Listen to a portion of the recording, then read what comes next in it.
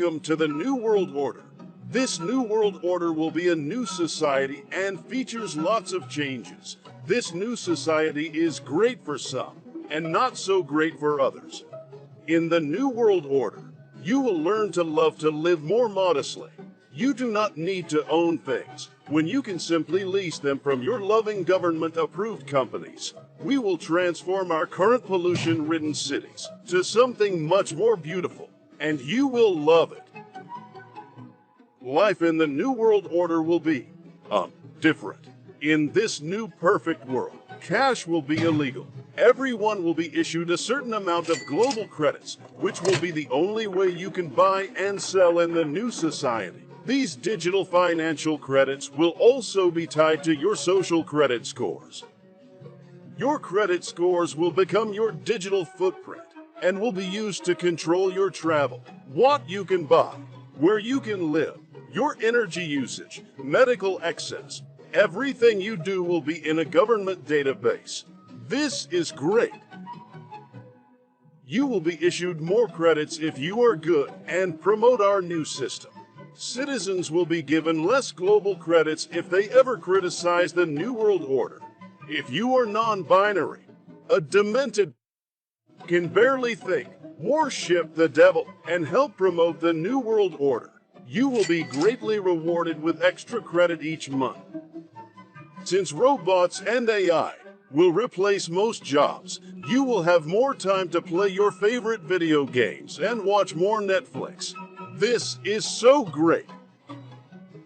In the new society, parents will not be allowed to make decisions for their children.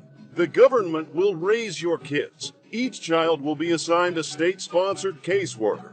If you object to your caseworkers teaching techniques, or if you object to the caseworker sleeping with your child, everyone in your family will be docked global credits, and your family could be relocated to a FEMA camp. Resistance is foolish. Meet Stacy. Stacy is one of our best caseworkers. Stacy could be in charge of one of your kids. How great would that be? In this New World Order, it's important to follow the rules. Certain websites will be illegal. If you see something, say something.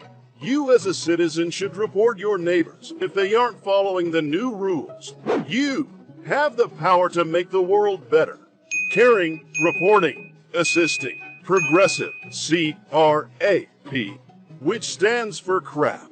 You too can be a piece of crap and will be greatly rewarded. Things will get so bad in our society. Your family will be begging for the New World Order. You will need the government in order to survive. In this new utopia, if you do not comply with our new laws and regulations, our totally not corrupt federal and local judges will make sure that you are given the proper penalties. Jail, financial ruin, penalty. Anything is possible. As we all adjust to the new normal, it's important to remember that you do not matter. Do not complain about the hyperinflation. Do not complain about the higher taxes. And do not complain about Bill Gates' panels. This is for the greater good. This is what I call happy making time. Let us all celebrate this New World Order. The New World Order. Please stay a while. We won't keep you for long. We'll keep you forever. Forever. Forever. Forever. Once the truth is out and the people understand, then they have problems. And I am saying that the power of any government is in people. A new world order can emerge, a new era, freer from the threat of terror, stronger in the pursuit of justice, and more secure in the quest for peace. An era in which the nations of the world, East and West, North and South, can prosper and live in harmony. If you understand that symbols and emblems and things that we see every day are like the letters of an alphabet, if you put them together, they tell a story. If you understand, wake up and understand that we are not in a benevolent government, that Plato said, The price good people pay for non-involvement in public affairs is to be ruled by evil men. Graphic symbolism is as important in the 18th century as it is now in the 21st century. So there was a standardized visual language which stood across Europe and, of course, the United States. At a time when many people couldn't read, this common visual language was taught through the use of emblem books. Emblem books became standard pattern books for engravers, architects, engineers. So by the time you get to the early 18th century, Ripper's emblem book was the standard piece of design equipment that you'd find in any engraver's workshop. That in the old Celtic Druid occultism of ancient England, from which we have gotten most, if about 95% of our mysticism in America has come from the old ancient English Celtic magicians. We always see pictures of We're talking Merlin. about Stonehenge, right? Yeah, Stonehenge, right.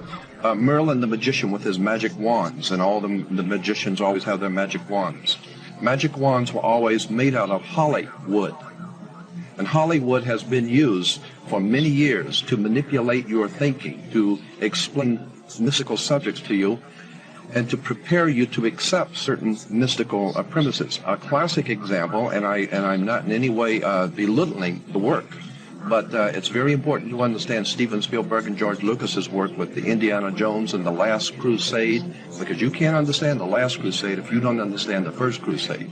And if you understand that the Raiders of the Lost Ark, who was the Raiders of the Lost Ark fighting against? It was the Nazis.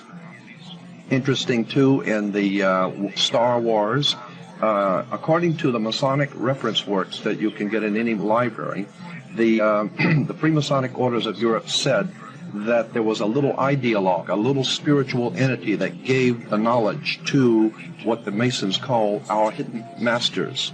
That's what Freemasonry refers to those who lead world Freemasonry. They don't know who they are. No Freemason knows who the actual leaders of the world organization are. They call them our hidden masters. Well, according to the reference works, there is a little spiritual entity that guides the world Freemasonry, and they call him Yoda. And in the reference works, you'll see this little creature with the pointed ears, and he's called Yoda.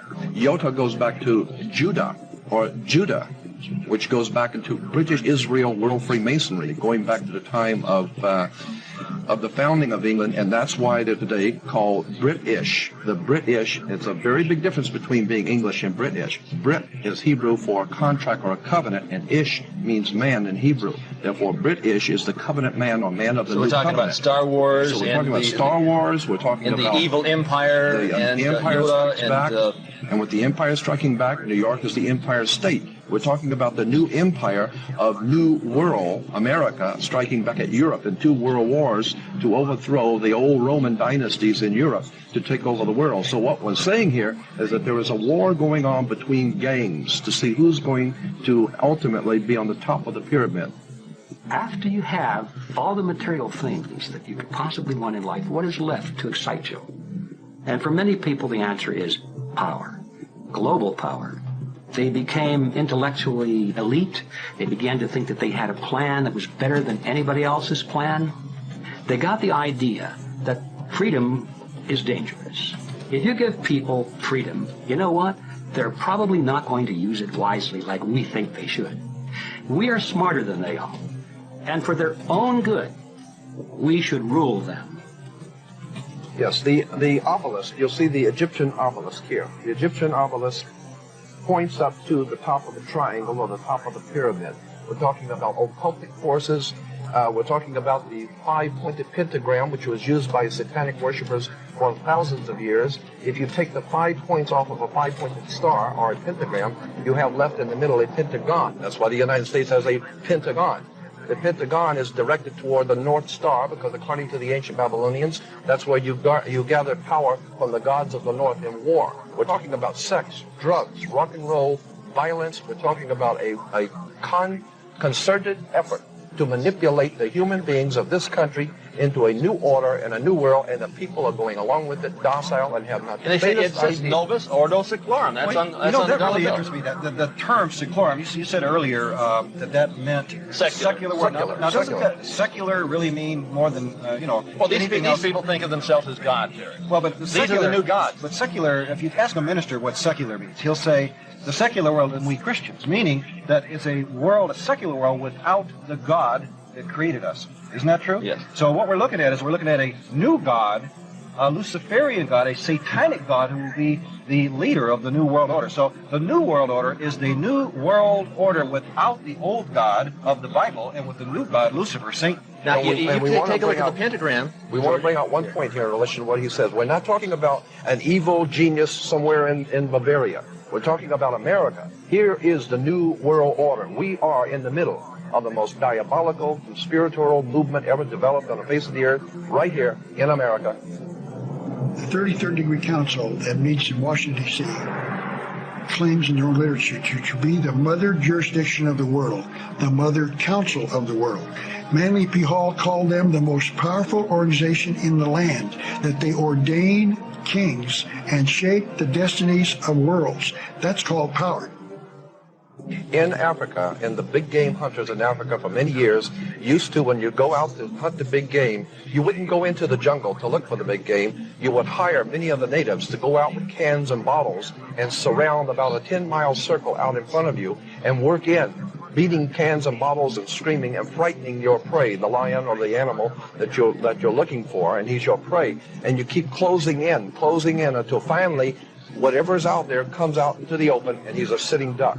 That is precisely what has been happening for the last 100 years. The Illuminati have been purposely organizing, directing, and financing wars, revolutions, violence, bloodshed, so that it will sufficiently impress and frighten the world of humanity into accepting a new order, a new police state that will finally put down all the law and order, the disorder in the world. And it is the oldest trick in the book. Our greatest enemy is not in a crack house, it's in the White House. It's not in a bar room, it's in the boardrooms. And so the point I'm making is that we are being manipulated from the very top. And we need to wake up and find out that America is not the land of the free and the home of the brave, because we're not free and we darn sure ain't brave. Freemasonry is a secret organization that they claim is not secret but sacred. But it is secret. I can't go to their meetings, neither can you. Even the media can't go. So if they've got an evil purpose to change our civilization and we don't want to change it, they've got to conceal it.